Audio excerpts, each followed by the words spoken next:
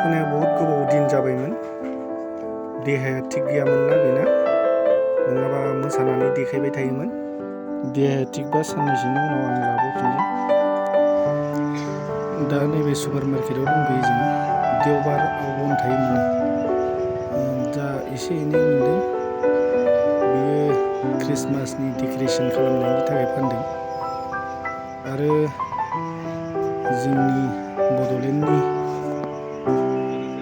माखासे आसामनि मानसिफ्रा फैनानै बाहाय गोबां सामान लांफैयो आरोखि बे सुपार मार्केटावनो। आरो माखासे बर' हिन्जावफोरखौ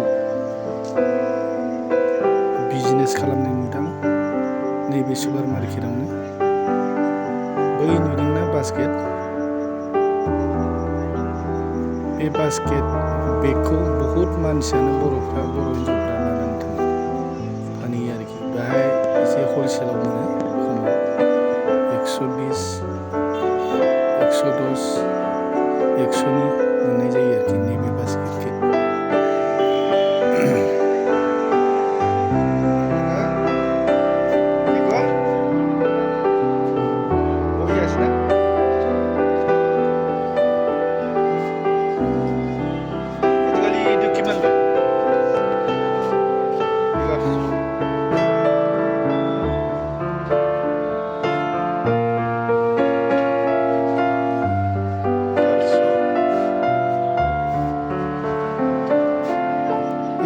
थोरसिया प्लेटआ 1100 बिदों आरो 1100 लायो बिसोरो फानो।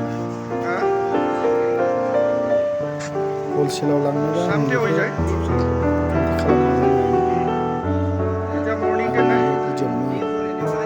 बानायग्रा दं। बे सामानखौ बहुत आसामाव लाङो, फानहैयो, अरुणाचलाव लाङो। दा आं बे सामानखौ लाबोदों, नैबे बास काउन्टाराव फैदों।